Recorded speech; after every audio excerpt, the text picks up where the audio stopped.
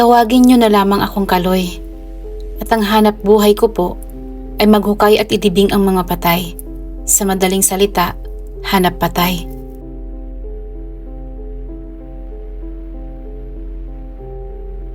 Minana ko lang ang trabahong ito sa yumao kong ama. Dahil sa kapos kami sa pera, ay hindi ako nakatapos ng pag-aaral ko. Dahil malimit lang naman ang namamatay at inililibing kaya malimit lang kumita si tatay. Ang nanay ko naman ay tumatanggap ng labada, kaya konti rin lang ang kanilang kinikita, kaya tama lang pangkain sa buong araw. Kaso nga lang, maagang binawi ng langit sa amin si Itay, kaya lalo kaming naghirap ni inay. Hindi sa karamdaman o aksidente siya namatay, kundi sa mga walang pusong pinagnanakawan ng patay. Nahuli kasi ni tatay ang mga nagnanakaw sa loob ng sementeryo. Pero sa kasamang palad, buhay ni Itay ang naging kapalit ng kanyang pagmamalasakit sa mga bangkay na nananahimik at hinuhukay naman at binubulabog ng mga magnanakaw. Nagtamo si Itay ng 12 saksak at pinalo pa ng basag na sementong krus ang kanyang mukha. Pero kahit ganon ang ginawa nila sa tatay, hindi itinuro sa akin ni nanay ko ang magtanim ng galit o magiganti. Lagi lang niyang sinasabi na may nakatingin sa itaas at alam nitong lahat. Naniniwala ako sa Diyos, kaya sinusunod ko ang bilin ng aking nanay. Kaya kung anong naiwan ni tatay, itinuloy ko dahil sa marangal ito at ito ang bumuhay sa amin ni nanay. Maswerte kapag may patay dahil may pera. Pero naaawa naman ako sa mga nagpapalibing lalo na kapag bata o maraming anak ang naiwan ng namatay dito sa lupa.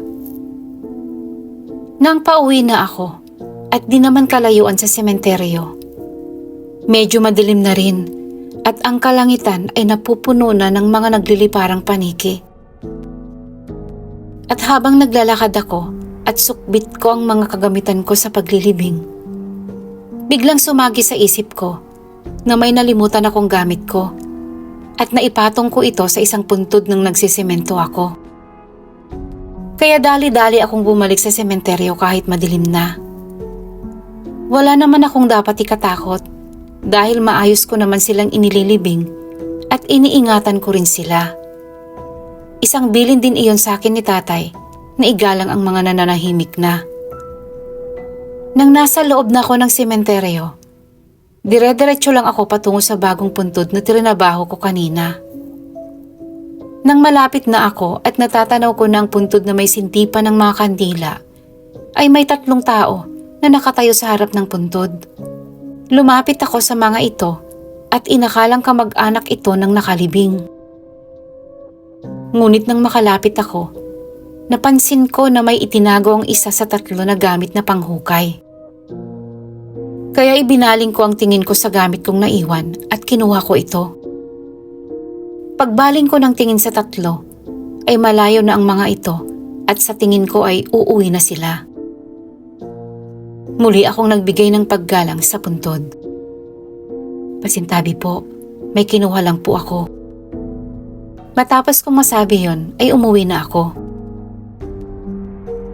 Kinaumagahan, mabilis akong bumangon sa pagtawag sa akin ni inay. Dahil hinahanap daw ako ng mga pulis at tanod dahil ako ang pinagbibintangan na humukay at nagnakaw sa bangkay ng mga gintong ngipin nito. Nagulat man ako sa sinabi ni inay, hindi naman ako natakot dahil alam kong wala akong ginagawang masama. Kaya kasama si inay, pumunta kami sa barangay at kinausap ang pulis. Napawalang sala ako dahil bago ako umuwi, marami akong nakasalubong sa daan ng mga kakilala ko at ng tatay ko. At tumestigo sila na wala akong kinalaman sa nangyaring paghukay sa bangkay at pagnanakaw dito. Sinabi ko na lang sa pulis ang 3 taong nakita ko noong gabing bumalik ako sa sementeryo. At tamang hinala ko na sila nga nang sabihin ng pulis na 3 tao din ang namataan na nagnanakaw sa mga patay sa sementeryo.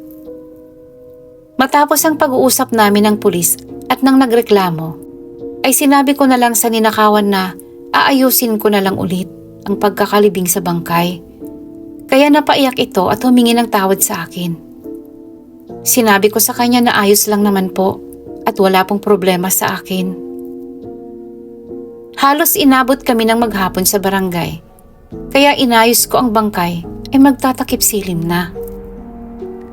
Matapos kong mailibing muli ang bangkay, biglang namanhid ang ulo ko at parang lumabo ang paningin ko. Napaluhod ako at nakita ko ang 3 lalaki na nakita ko noong gabi. Galit na galit ang mga ito, kaya nila pinalo ang ulo ko.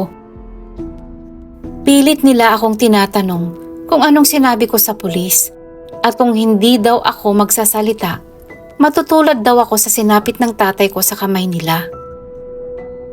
Napaiyak ako dahil naalala ko si tatay at nalaman ko na sila ang pumatay dito. Pero wala akong magawa dahil sobrang sakit ng ulo ko. Nang magsalita ang isa sa 3, "Patayin nyo na lang yan. Sagabal pa yan. Kilala na tayo niyan." Tapos nagtawanan sila. Lagay ang loob ko na mamatay na ako dahil ramdam ko ang pag-agos ng dugo sa ulo ko. Nang biglang yumanig ang lupa at parang may mga kumalabog na kahoy sa ilalim nito. May mga boses din na sobrang lalim na maririnig mo na may galit sa mga ito. Nang may biglang lumitaw na kamay sa harap ko na galing sa ilalim ng lupa. At ito ang bangkay na inayos ko sa pagkakalibing. Natulala ang 3 lalaki, maging ako ay natakot na rin. Nang tatakbo na ang 3 papalayo, biglang lumiwanag ang paligid dahil sa sinag ng bilog na buwan. Nakita ko ang napakaraming bangkay at umaahon ang mga ito sa kanilang hukay. Wala nang matakbuhan ng 3 lalaki at hindi na nila alam ang kanilang gagawin. Lumaban sila at pinagpapalo ang mga bangkay pero matutumba at bumabangon lang ulit ang mga ito. Kaya nang mahawakan sila ng mga bangkay, halos magkagutay-gutay ang 3 dahil bawat bangkay ay kumakagat sa bawat parte ng katawan nila. Ipinikit ko na lang ang aking mga mata pero naririnig ko ang pagsigaw ng mga lalaki. Hanggang sa marinig kong unti-unting nawawala ang pagsigaw, ay nakapikit pa rin ako. Takot ako at ayaw kong makita ang kung ano man ang nasa paligid ko. Nang biglang binasag ng isang boses ang katahimikan. "Iho, huwag kang matakot. Nais naming magpasalamat sa iyo at sa tatay mo dahil napakagalang at inaasikaso mo kami kahit hindi mo kami kaano-ano." Dahan-dahan ay nagmulat ako ng mata. Natutulala pa rin ako at hindi makapagsalita. Dahil lahat ng nakakatakot na mga bangkay ay naging maayos at mukhang tao ang mga ito at lahat sila ay nakangiting nakatingin sa akin. Natatakot man ako at nauutal, sinabi ko na,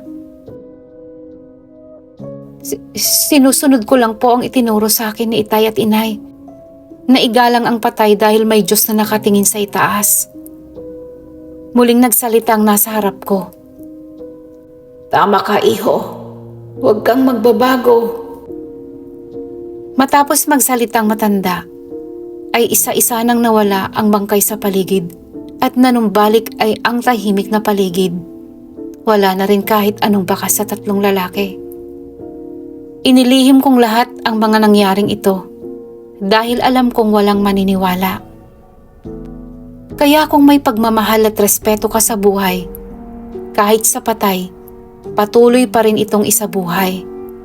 Dahil mahirap at nakakatakot magalit ang patay.